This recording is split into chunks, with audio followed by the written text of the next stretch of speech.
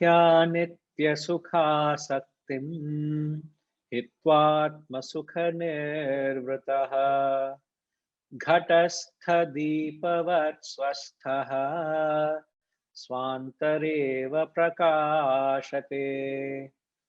Bahya nitya sukha saktim hitvatma sukha nirvrataha ghatastha deepavat swasthaha swantareva prakashate.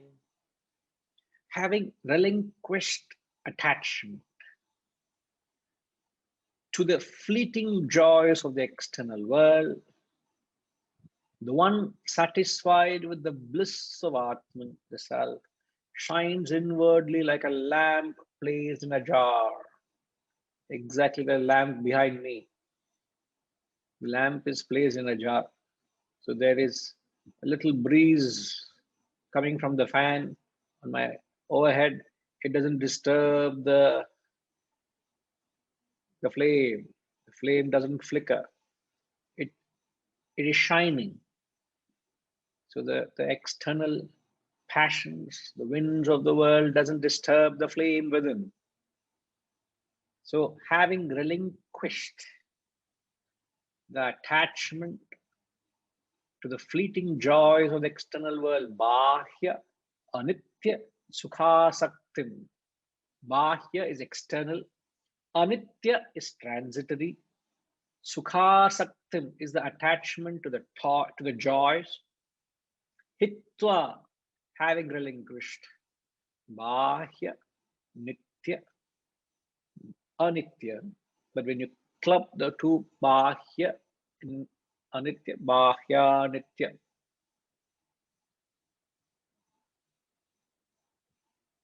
Atma sukha nirvrataha, contented, satisfied with the bliss,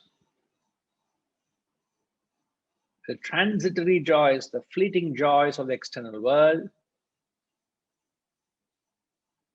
A simple construction, but very, very beautiful. Content with the bliss of Atman. So two aspects, having relinquished the attachment to the transitory worlds.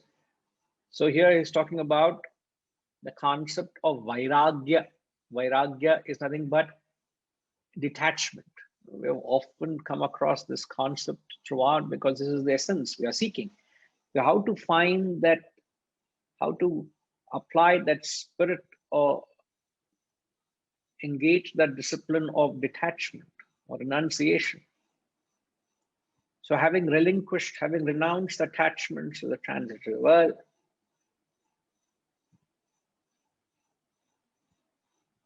content with the bliss. So only when you have renounced the external, you will find contentment within. It's only subjective. If you are not renounced the external world, you will not find happiness within. So the renunciation, vairagya to the external creates the bliss internal. So therefore, the equation we must understand is renunciation is bliss. That is what he's saying. So how do you find bliss in life is by renouncing, renunciation.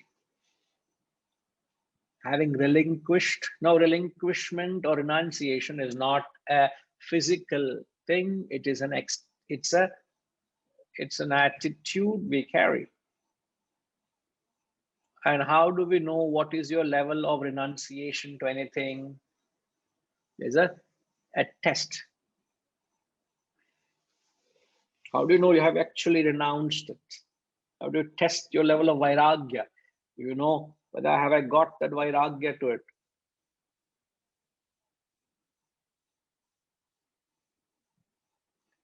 Other day also Annapurnama was actually mentioning, I'll mention it. Vairagya, there are 4 steps to gauge or measure your level of vairagya. You must have the object. The object should be available to you. You must have the knowledge of the object. The object is available. Secondly, you must have the capacity to enjoy the object.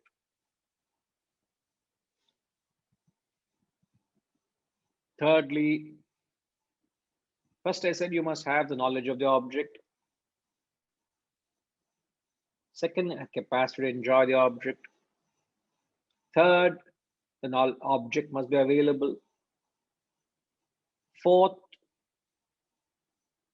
a repeater, if there is a little confusion. First is you must have knowledge of the object. The second, you must have the capacity to enjoy the object. The third, the object must be available. Fourth, you must have the passion for the object, which is you must have the desire. And then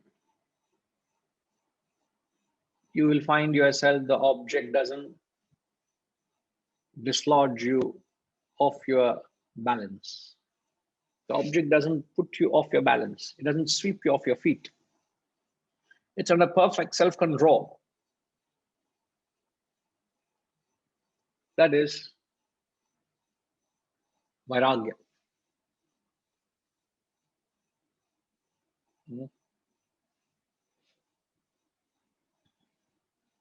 Can you take example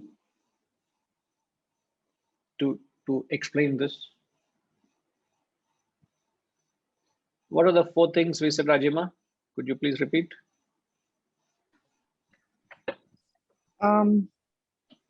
First, Guruji, is the knowledge of the object. Yes. Second is have the capacity to enjoy the object. Third is to test the object. The object must be available. Fourth, you must have a desire for the object. And last, the object doesn't throw you off balance. It must not throw you off balance. Then you have mentally renounced. Then you have mentally renounced it, isn't it? Yes. Now this can be put to any object of enjoyment, isn't it? Because he says, Bahya anitya sukhasaktim. All the external joys arriving from the external world, isn't it? The fleeting joys arriving from the external world, you have relinquished. It's not relinquishing the object, it's relinquishing your attachment to the attachment to the object. So relinquishing attachment to the object is vairagya. And Yeah. how do you test your vairagya? These 5 steps. Correct. So you just have to put this in perspective to examine yourself. This, yes. And view it objectively, Guruji?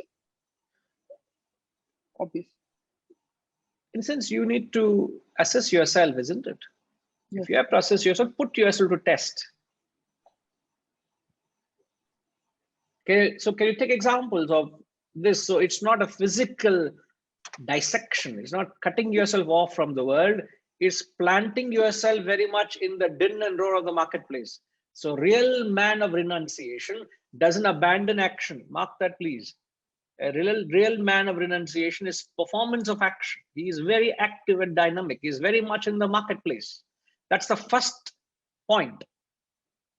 So you are in the marketplace, you're performing action, and yet the world and the action doesn't put you off balance because you're mentally renounced.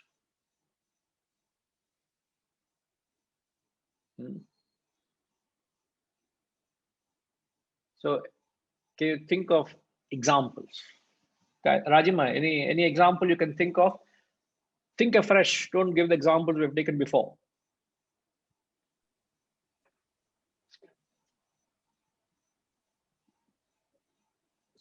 So Guruji, I was probably attached to my sign-off or signature, and I've relinquished that now.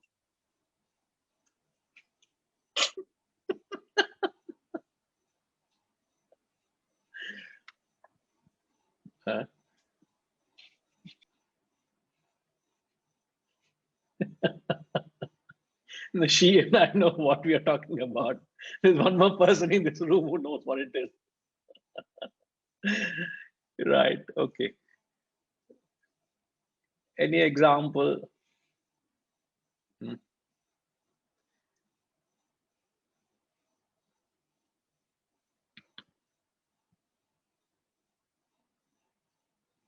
Who wants to say? Srinivas Reddy Garu. Remember, we said action is not compromise. So you're not compromising your efficiency, your productivity, your prosperity. Action is going on. Yes. So Guruji. you're injecting the spiritual element into action. So renunciation injecting spirit of renunciation into action is ensuring you have peace of mind. You know, this morning I was sorry, Srinivasji, please hold on, don't mute yourself. Yeah, fine. You know, this morning when I was listening to the BBC news, that's the only news I hear in the whole 24 hours. Half an hour of news I watch during breakfast. That's the only news of the world I have. The rest of the time, no news of the world. And I pick up here and there bits. And what is that dating site which is there, some app? Who knows of it? Ramji is, I don't know why, Ramji is nodding head profusely. Ushama, something to be watchful here. Huh? Dating website and all, Ramji is the only person nodding head was Ramji. I don't know what is going on here. No, I only know about it. I never used it. Yeah. That and all, it's okay. Now, what is the dating website? It doesn't strike a chord. Gamma or Baga something. It starts with T. Starts with T. Yeah. I can check and tell you right now. Farungo. Badriji also was he's laughing within. I can see the joy, you know, from within. So he may have an idea. Enna Badriji? Why? Whenever Ram laughs, I laugh. So there's so much beyond the obvious here. Huh? Known him for too long to be separated. So why Tinder. are you referring? It's called Tinder. No, not Tinder. Not Tinder. There's another side. Harishji, any idea? Oh, but I thought Badriji was laughing because T meant something else to him. Now, there was this website, this company, which had given 7 days of paid leave to their entire staff so that they discovered themselves. So because of the stress and anxiety and the worry, Bumble, is it Bumble? One of those, I don't know, it could be one of those, I'm not sure. Something doesn't strike a chord. And then KPMG also has today given a leave for the entire organization, just to do what you want, just to be with yourself. What is that? Can't see. So, tell ma. Bumble, huh? Guruji, it is Bumble. The 1 week staff off, was huh? given a week off to de-stress. Correct. All Bumble staff. All Bumble staff were told to bumble amongst themselves to get free from Bumble, free from the unnecessary mental bumble, you know, to be in the bubble of your own mind. So free from stress and so what is, and this is the headlines broadcasting the world over, and I'm also broadcasting to you. What are you doing? Rajasic action has caused enormous stress. Get away from action to find peace. Rajasic renunciation. This is not true spirit.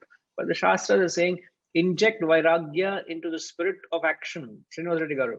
Yes, sir. So while you're acting, you are measuring your spirit of detachment renunciation. So any example you can think, sir, to measure? Yes, Pranam Guruji. I think something like we're talking about innovation. When we're talking about innovation, when we put these 4 to 5 steps in place, the knowledge of the object where you want to invent and you want to innovate in a product is the one where you put all your energies and have capacity to enjoy the object. That means you are working on that to develop or improve, or you're trying to invent, which I can say that is the one area where you can think of. Object should be available is the one way we're talking about. I'm not talking invention, I'm talking innovation. There is a subtle difference between the innovation to the invention. Let me take it to the more realistically, like you might have heard about the cryptocurrency, which is the talk of the town at this moment. So Is it the Bitcoin? yes, Bitcoin and various digital economy where they are trying to, currency is going to be futuristically is going to be cryptocurrency. That's what most of the countries are trying to adopt it. Like even the Tesla has started selling the cars with a cryptocurrency. So there is no need of exchange of Bitcoins. You can buy the cars. So that's the level at which they're acting. So when we talk about this innovative thoughts, innovative things coming into this world, is the one where we cannot be in a vairagya. So we need to get connected to these developments, what's been happening there. Understand, be integral part of it, but definitely not to be too attached to that and be part and parcel of that thing. I think in my way of understanding, I can put this example. I don't know if it makes sense to this point.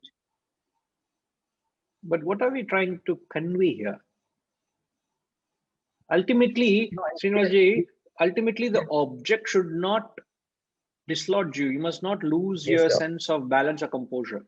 Yes, object should not thrown out of you. Mean to say thrown out of you means like when we're talking about cryptocurrency, something like in a trading where you can able to make you have the lights of getting into the trading of in a cryptocurrency. And again, you should not be involved so much in that. You will be totally lost out of it. Because I just would like to, with your permission, I would like to take you back last version of that, Guruji, where you were saying that the likes and dislikes are the monsters. So can we not distinguish putting across the magnitude of likes and dislikes? Like, let me example that I have today I want to buy a pot and I want to put in a plant in one particular corner. It's a like which is growing in my mind from the morning. I said, today I need to do that activity. I need to complete. I feel that area is a little wide. I want to put it. There's a light which is started growing in the mind. I said, I made all my arrangements in such a way that I go to the nursery and break the pot and put that plant and put it in a place where I'm thinking of it. That really satisfied me, that what I thought. So if I say that that light should not generate, that should not originate, and we have to live life thinking that every like, that's where unless we categorize the like should be a magnitude of the like. Is it something we are expecting much beyond of yourself or within the self of what you likes? Because the life becomes so stale, like having the food without salt and pepper. If we say that absolutely we look every like and dislike as a monster. So you want to qualify that statement, likes and dislikes are monsters. Is that what you're saying? Yes, it is. If you really say every like, it is small like or big like, because without that basic things in our growing in mind, and the life is going to be very still. How is that you're going to be? Maybe you're expecting beyond your reach and trying to get into that and inviting the problem could be be talking about contentment and controlling and putting the intellect in controlling the mind. We can think of all that, but basic things also, when we are categorizing the likes and dislikes, it applies to every aspect of it. Yes, it applies. It should apply across the board. But sir, is there a guarantee that your mind will not behave like Ravana's mind? That's where, Guruji, where we're talking about bringing the rational mind, intellect into the thing. Correct. And monitor it. Correct. So when you bring in the rational element, see, when you say do not act on likes and dislikes, it does not mean you start doing what you dislike and you avoid what you like. It doesn't tantamount to that. Please understand it.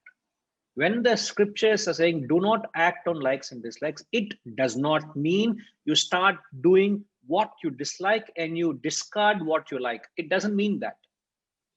As long as what you dislike, I don't like to procrastinate things. It may be the right thing to do. Intellect also agrees, yes, it is not right for you to procrastinate things, get things done when it ought to be done. It's the right thing to do. I may like to indulge in a certain activity. I may like to indulge in exercise. But I know I need to respect my body. I need to proportion the exercise as per my physical capacity and the time, etc. So you realize that you may like to do the right thing at times, but still there's a proportion, isn't it? Yeah. So the intellect comes in even into proportion something which you like. I may like to have, let's say, healthy food. But even that healthy food, if I don't proportion, it becomes poison. Especially nuts, people have a liking. I also have a liking towards eating nuts. It could be pistachio, it could be almonds, it could be cashew, it could be peanuts, it could be, it's a liking I've had from very young age. I like, if you give me nuts. In fact, whenever I go someone's home and if I have the liberty and comfort with them, I ask, is there any nuts, ma? Almost every breakfast, every meal I have, there's nuts. Every day on the dining table, there are nuts kept for me. But yet that very same nuts, I know, are very, very high calorie content, very high cholesterol. They can cause considerable damage to your health if you don't know how to proportion it. So much so, my mother, who soaks that almonds overnight, she counts the number of nuts each one has. It's 3 for you, it's 2 for her. So the number of nuts there are counted and soaked. I can soak the whole kg and I consume the whole thing one day. It becomes poison. So the intellect comes into proportion your like. Yes. So a simple act like eating something which you like to do, if I don't proportion it, that same act can destroy me, isn't it? It becomes poison for me. Yeah. I may love my family, but I can't afford to operate on my likes and dislikes. I can't pamper my family because I like them. I may be doing the right thing, but I may be destroying them. So I need to bring in a punctuation to the emotions. So no action is right as long as it is being intervened by the intellect. That's always say. And if the intellect says what you like to do is the right thing to do, go ahead.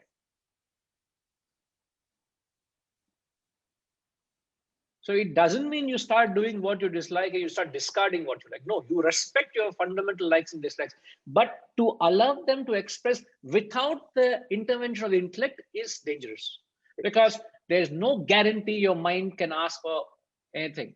That's what the Shastra is saying. Ravana wanted Sita. What guarantee you give your mind, or my mind will not behave like Ravana? Any guarantee, sir? Yeah, no guarantee.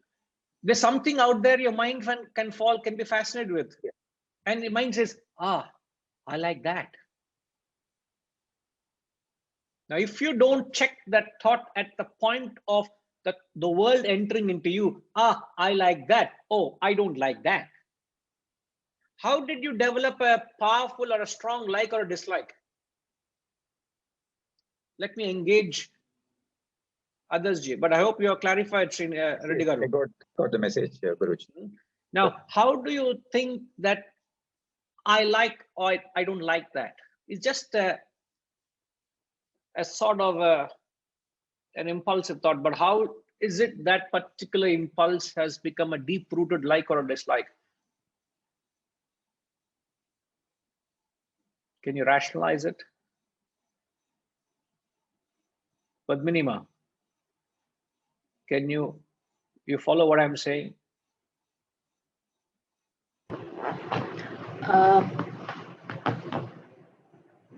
If your likes resonate with your vasanas, basic vasanas, then it becomes deep-rooted.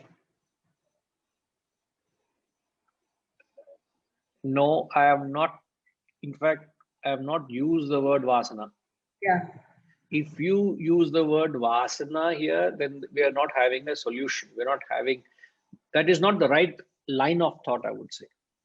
Okay. Now here we are talking about moderating, injecting a sense of rationality to the powerful mind which operates as likes and dislikes. Now, the likes and dislikes you have, I have, we all have gathered. How did they all start?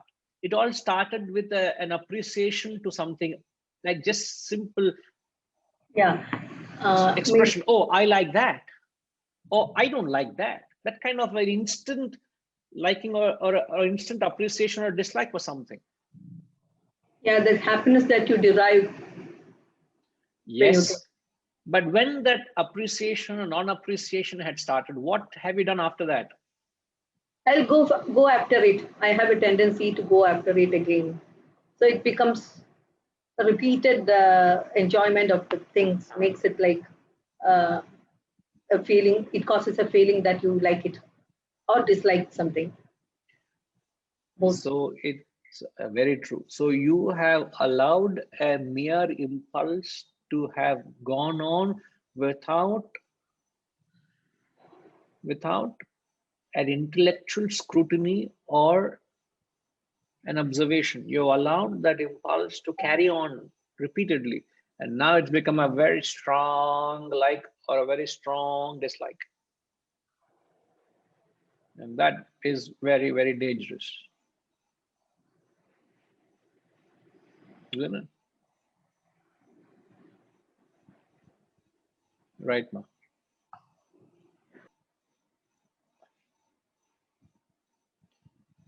I think, Ramji, you have posed a question. Sorry, I missed it. You ask action with a higher intent, with no attachment to the fruits of action that would be possible as a part of renunciation. Looks like you're giving a solution, sir. It's not a question, sir. Yeah, it's more like a solution only, but I was seeking confirmation from you. Yes, sir. In fact, you're right. But could you explain when you say that? No, because we were talking about renunciation, but not renunciation of likes and dislikes, but not renunciation of action. Correct. You said that you be in the market, but still, even though you're, you are detached with the external world, but still you have to be in the market and play your role. Okay. Correct. So that's Yes. where I was saying that you play your role, you do your daily work, but that is something which you should do with the right intent and with no attachment to the fruits of that work. Then that will be a part of the renunciation package. Otherwise, it will become a disturbance to your renunciation. Correct. So let's say a professional or a businessman or an entrepreneur. Here's a man who is driven with wanting to make success or prosperity, wants to achieve results. Okay. Can you put that end result? The object here is material success, prosperity. Put that to test all these 5 points. And can you explain, sir? In fact, I agree. Since you asked for a confirmation of what I feel, in fact, the understanding is apt. You're perfect. This is what I was actually looking at when I take the example of renunciation must be practiced in the marketplace, not renouncing action. So keeping material prosperity and success, can you examine those 5 points, please? So when we talk of material prosperity, you take, let's say, somebody who is a businessman and he's actually doing his business, Yes. generating wealth, generating money.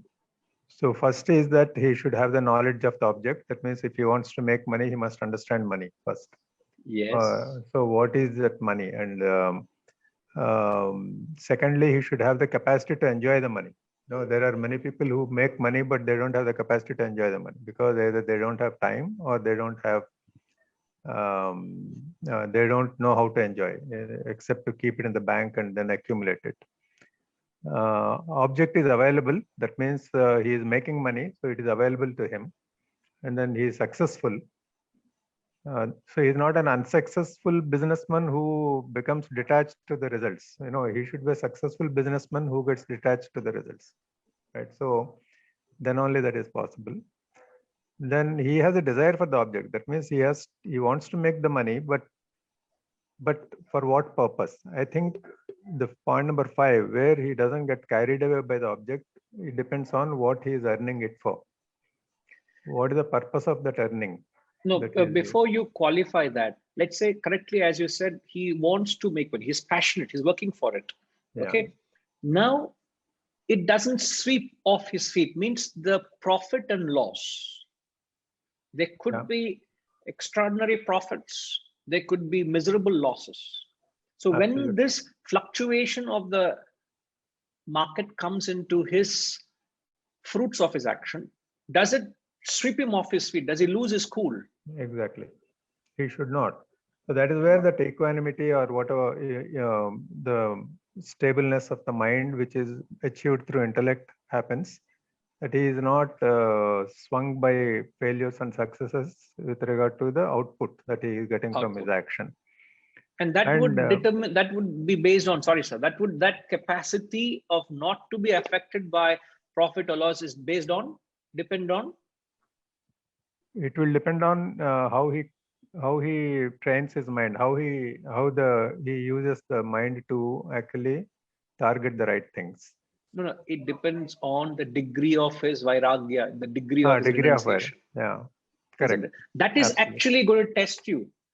Yeah. You know, a person, let's say, who's retired from life. Let's say, I don't want to say this, but let me ask Kushmama. You know, from what I see of her, she has lived a very life, and at the age and place she's placed, we say, if I give her a job as a CEO of a company, she'll say, "What, Guruji? You know what I am? You look at me, and am I interested in running a company? I'm not interested in money." So she may say, I'll have to reconfirm with her, Sushma, unless she says, no, sir, I've actually been looking for a job, a CEO. Obviously not, isn't it? At my age, I don't think I want to be a CEO. I want to detach myself from all this. But here I've we're had a trying good to. life. I'm sorry. I've had a good life. I've Absolutely. been heading a part of an NGO, running a school for underprivileged children. I've done my whatever I could do. My best I've done. Now I'm 85, and I'm slowly withdrawing. Correct. And correct. giving it over to another person who I feel is very competent, and I'm happy doing that. Yes. So I knew the little background because I've heard from you before of the work you have done and the impact you have achieved in your life and how you have transformed people. So in that knowledge, I just took an example of you. So please don't mind me taking the context. So if I were to offer, as you rightly said, I'm 85 at this stage, what would I be interested in, running a business? I may have the enterprise, I may have the knowledge. I don't have the capacity now. I can't be putting that 12, 14 hours of work. And I don't, but would Guruji, you? I have a question to ask. Guruji, can I ask you a question? Please. I want to know at my stage in life, if I want to do unselfish work, which I feel I have tried to do, and go towards selflessness, which you say it can only be when I reach self-realization, which I don't see reaching in this birth. So at my age, what can I do? I have money which I try to help people with. Now, whether that is unselfish or whether that is selfless, I don't know. So I feel, what is the right thing for me to do at this age? I have this dilemma in my mind. I listen to all your talks, and I'm sort of, I really feel blessed that I'm able to listen and to assimilate mostly what you're saying. Right. But I still have this dilemma. What am I supposed to do with if I have 1 or 2, 3, 4 years left, and what am I supposed to do right now? Now, I have a couple of objections to the things you have said. Yes. Firstly, you said it's not possible realization in this lifespan. I strongly object. Second, you said I've got 3, 4, 5 years. I very strongly object to these 2 points. Rest of it we'll discuss, provided you'll agree to me that I'll take these 2 out of the equation. Agree? But I thought in earlier of your discourses, you have said that self-realization, you can't, I mean, unless you're of a certain stature, you can't reach in this this life. Why are you not placing yourself that saying, I am one of them?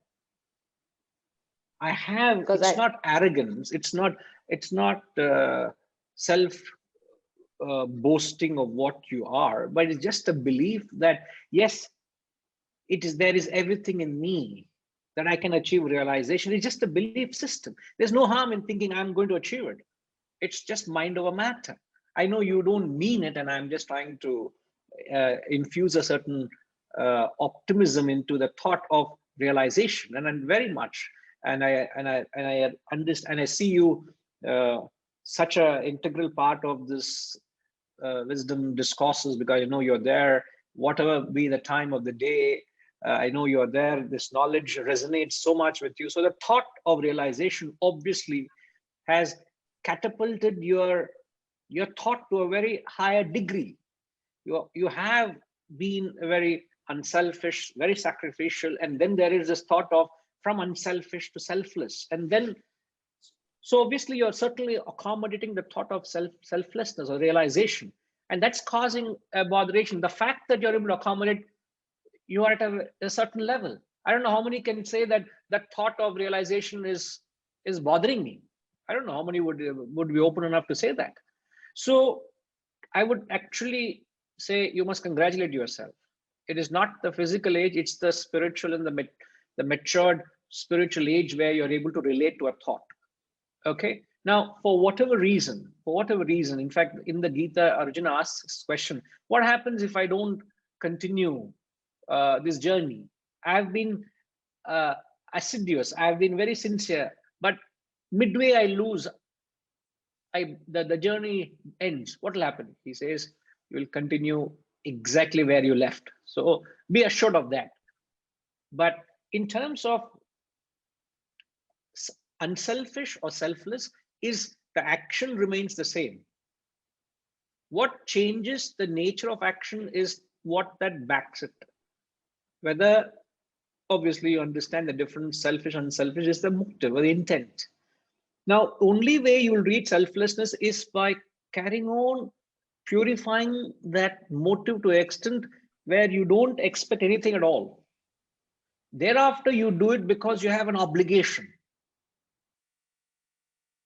An extreme obligation where you don't entertain any personal desire or a motive or wanting to do, but something which has to be done, it will be done because your thoughts are towards realization. So the fruit, what you are seeking in this action, including, why are you coming for this lecture? This is going to take me to moksha, for realization. I want to be of help to someone. Why? Because this act is going to liberate me. So if you're able to, the rest of the time, if this thought, if you're able to replace whatever you have been thinking of for whatever you're doing, it's not what you're doing, it is for what you're doing. So you don't have to change what you have been doing. For what are you doing? If you're able to say, this action is for moksha, I want to do this for liberation. So if we just replace the thought of anything that you're entertaining now, you could be doing charity to the people, you may be doing whatever social service, whatever you're doing, but I'm doing it for moksha, for realization. Instantly your nature action becomes selfless because you're trying to take out the element of any further motive from it. There's no other motive. So I want to be a clean slate. Before the action, while I'm doing the action, after the action, I have no interest in it. I'm doing it because it's going to take me to realization. So it is the overwhelming thought of realization must consume that prompts you before what you're doing, while you're doing, after you're doing, only realization must come in. Then your action switches from unselfish to selfless. Guruji, you were talking about feeling suffocated in the last Bhaj Govindam.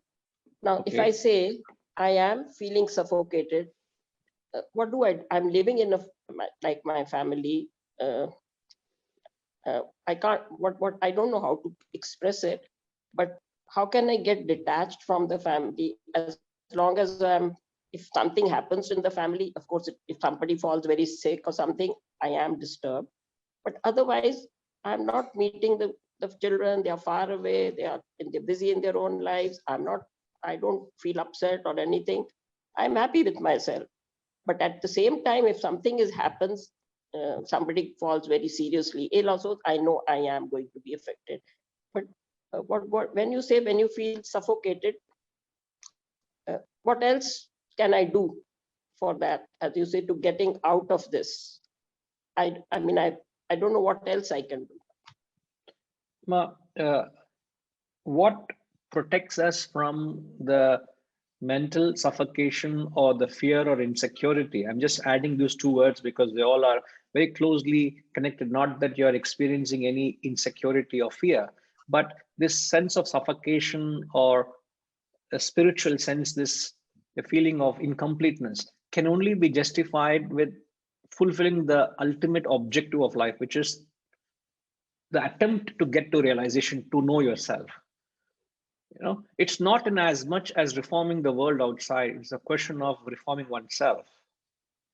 I could have touched lives of many people, but if I have not transformed myself, that impact it has on my own spiritual well-being is not as wholesome, is not as grand as someone who has just went about doing the external world. See, I could be a person who's doing great social service, great social work, but I know many people who have gone stuck a plateau, become mechanical doing that work. Because remember last week when we spoke about, I think when we did verse 49, if I'm not wrong, 49 or 49, when you said about suffocating.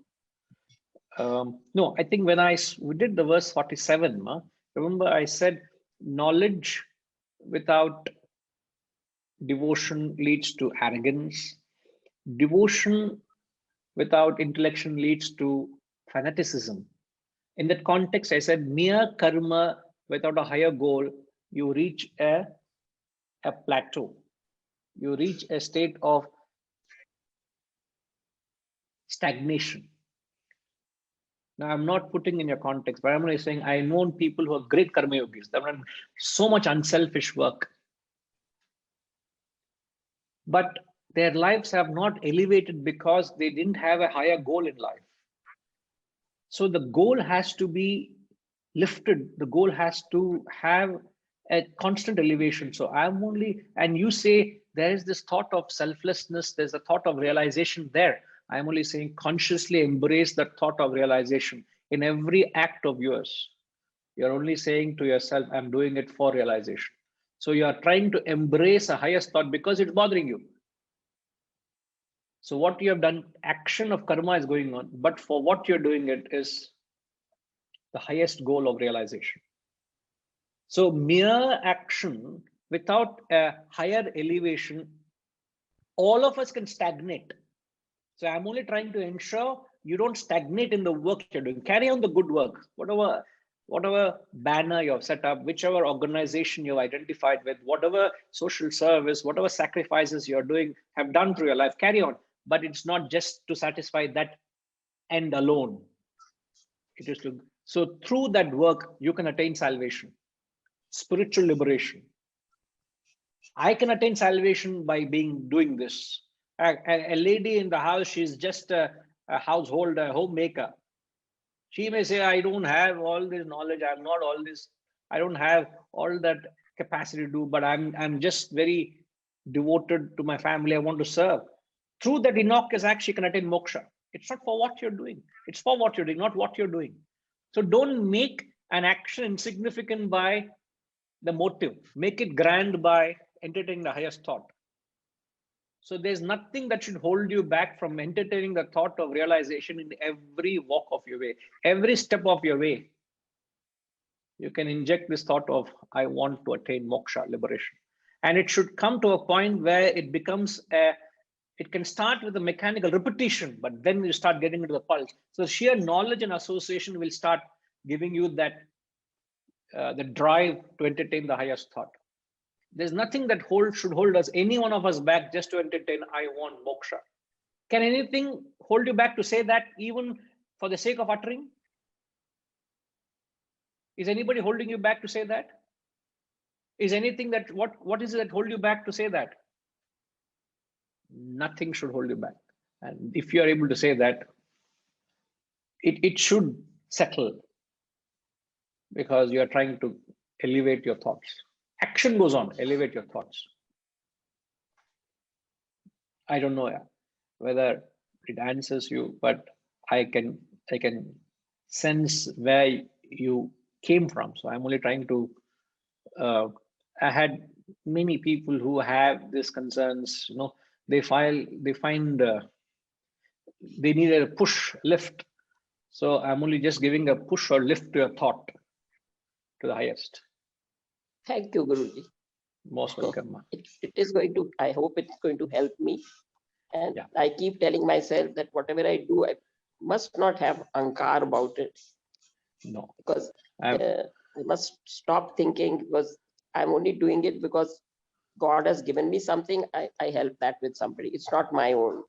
I try to tell myself not to have ankar, not to tell. But I don't know. maybe as you are reassuring me, I hope I'm going towards realization. Absolutely. You are storming toward, not just marching, you're storming towards it.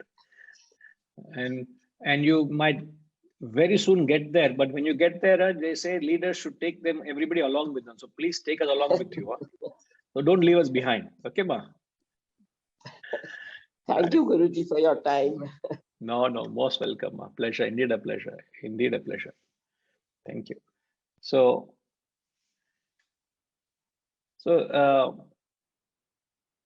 Ramji, coming back to it, so the capacity of renunciation, or the true spirit of renunciation, is measured when we come to the last point, where you have the knowledge of the object, which is the material prosperity. You have the capacity. You're young, you're vibrant, you're active.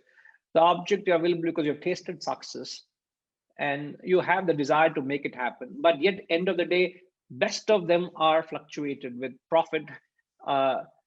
Influences them, affects them, loss influences them. So at the end of it, you are not affected by anything that's happening. That is your spirit of vairagya. And how do you test your spirit of vairagya? Not by getting away from the marketplace, by being in the marketplace, by being in action, you test renunciation. So real spirit of renunciation is tested while you're active, not when you're inactive. And this is not taught. Even though the scriptures are saying this, everybody wants to get away. VRS. You want to take VRS and then you want to lead a spiritual life. This is the anti-climax of spirituality. The real climax of spirituality is to inject spirituality in the garb of action, isn't it? Vijayji, am I making sense? Right. So it's, and then yes, Vijayji.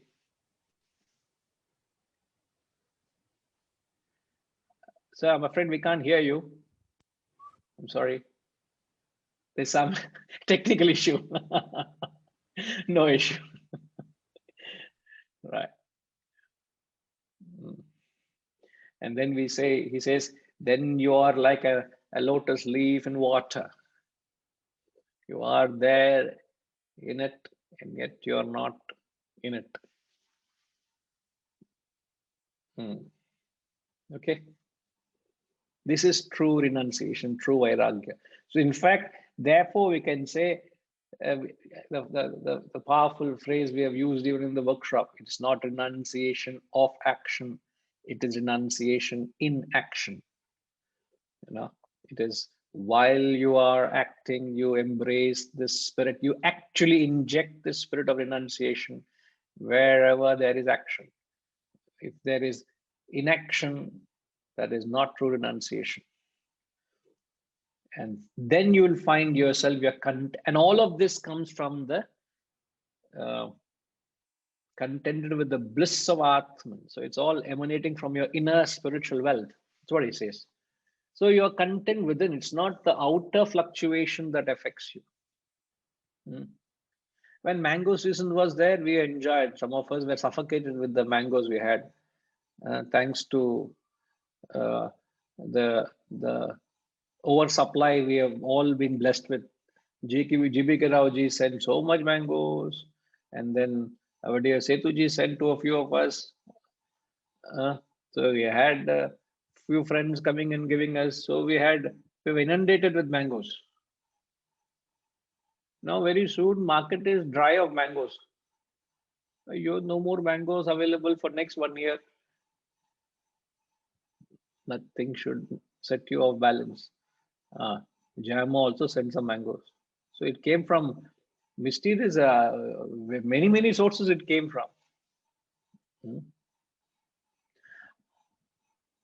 Uma Sumaidham also sent mangoes. So inundated. Enna Shivaji, what is that word?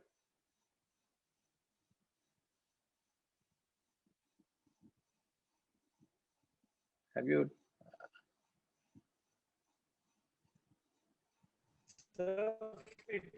Excess. Enna ji? Excess. Excess.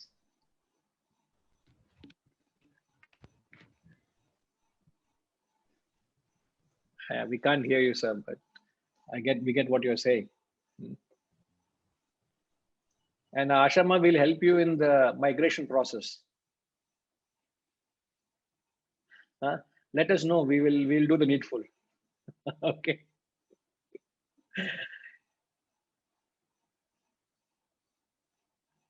I tell you, this is such a practical school of thought, such a valuable advice which everybody should be given, and yet very small percentage of people find a practical relevance to it.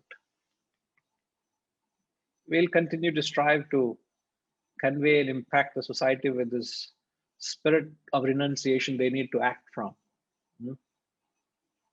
So since Vijayji has successfully switched the platform, we should give him the chance to share his views.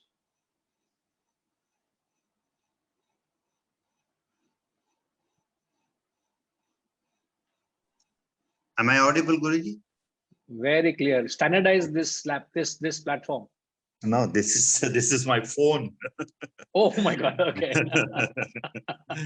No, I just was thinking, Guruji. I mean, when I was young, always used to like pens. Not that I don't like them now. So the target shifted from the good old days of Parker pen to Schaefer's pen to Cross pen to Mont Blanc pen over the years.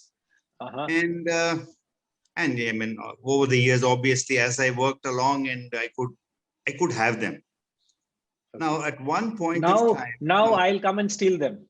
No, I don't have a Mont Blanc anyway. Now, No, that's I didn't say a Mont Blanc. I'll say whatever you have, I'll come and steal.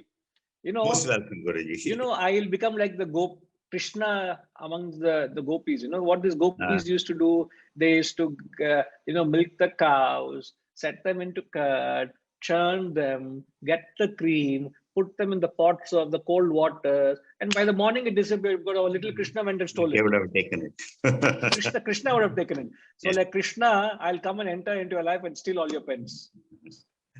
So, I mean, I used to love to have it. Then somehow I realized, why am I running after this? It also only writes. So I used to go to the mall or pen store or whatever, go to that thing and just look at it longingly and then feeling the pang.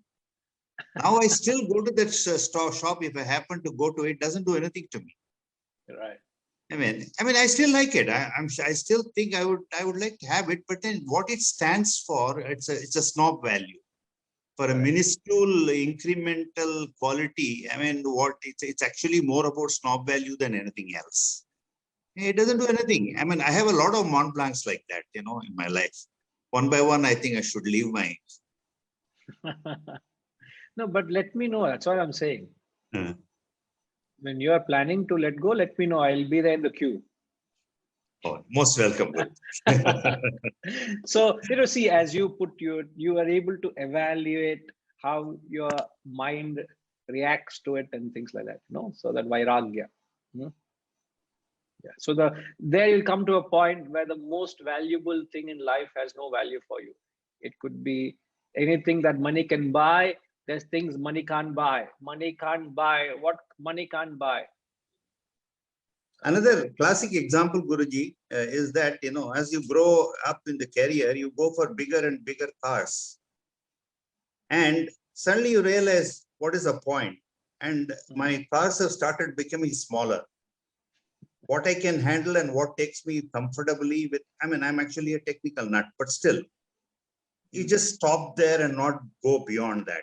It's my line I draw, not anybody else draws. Like yesterday, Hariji and me were there. We were there at a particular venue, and as we were exiting, and a few others in the car also. So we saw a Mercedes S-Class parked there, and he and me, we got into a discussion. Is it S500 or S350? So much so, we said, let's do a loop to find out, is it S500 or S350? I said, doesn't matter, Hariji, let's move on, You may have an appreciation, you may know what it, you like it or want it or whatever it is, but doesn't matter. Isn't it, Hariji? Am I There's right? no craving. There's no craving or... No craving. To all what money can buy. And Setuji, what is it money can't buy? We are overshot, but we'll conclude after Setuji's answer. He can't buy contentment, happiness. No, we are saying to be contented with what money can buy and what money can't buy. So we are trying to find contentment with what money can buy. Money can buy certain things today. You lose what money can buy. You're content with it or without it, like profit and loss. Now, what money can't buy, sir? Peace. No, I'm saying you must find peace and contentment with what money can buy, with money, what money can't buy. What money can't buy? Example.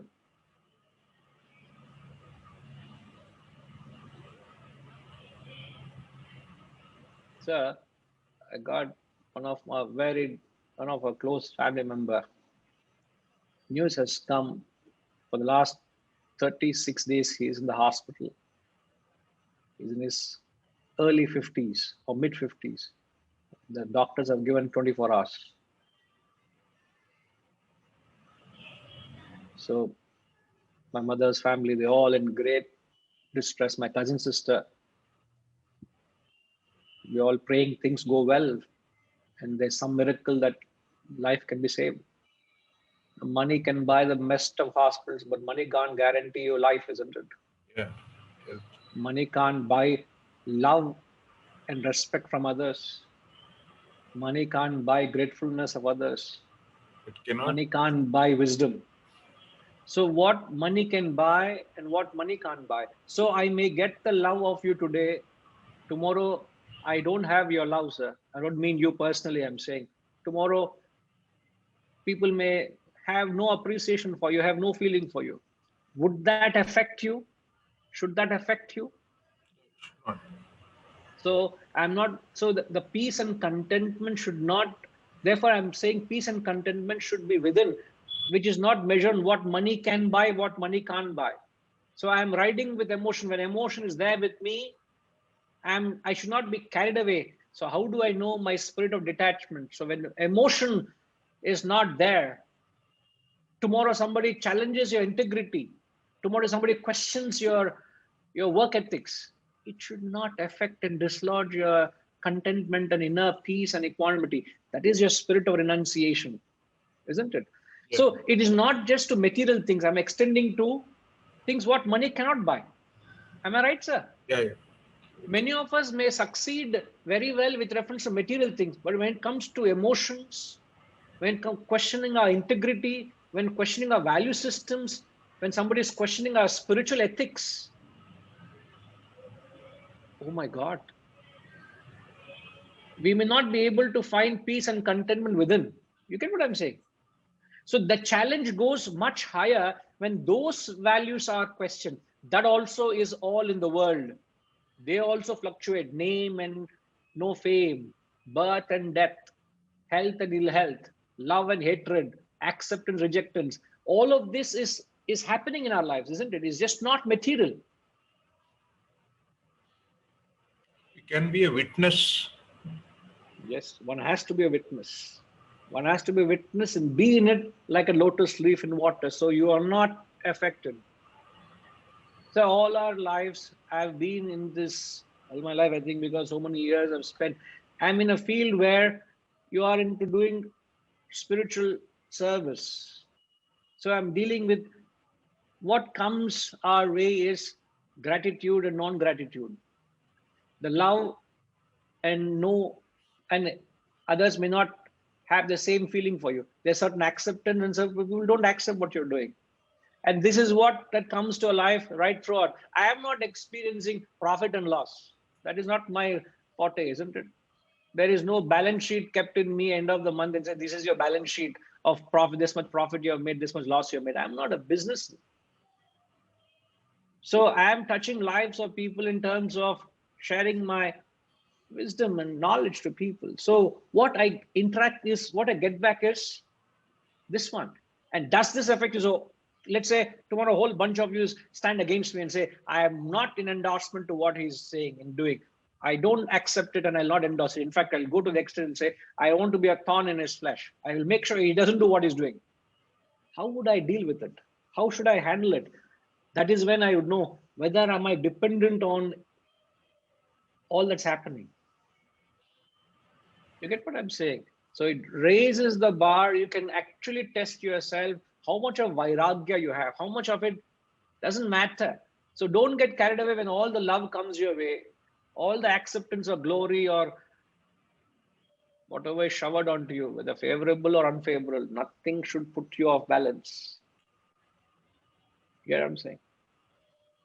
So this test of vairagya can be extended to every walk of life. Oh, my plant is growing so well. Tomorrow my plant has died. Do you feel I'll have a condolence meeting because my plant has died? But I get so much joy from that doing the plant. Oh, look at my garden growing very well. It's just a garden, yeah. A few dogs jump over the compound and mess your garden overnight. Morning, you'll sit and say, condolence meeting gathered because all my plants have been trampled and died. They died. All were blooming so well. Flowers and fruits were coming all destroyed. Understand? Nothing should overwhelm your life and affect you. Vairagya, that spirit of dispassion, detachment has to be there every walk of the way. Somewhere we buckle. Somewhere we buckle. All right. Pardon me, we have overshot 15 minutes, not just 2 minutes, 3 minutes. We'll come back. We'll certainly come back. Om Purnamada Purnamidam Purnat Purnamudachyate Purnasya Purnamadaya Purnamevavashishyate. Om Shanti Shanti Shanti. Hari Om. Shri Gurubhyo Namaha. Hari Om.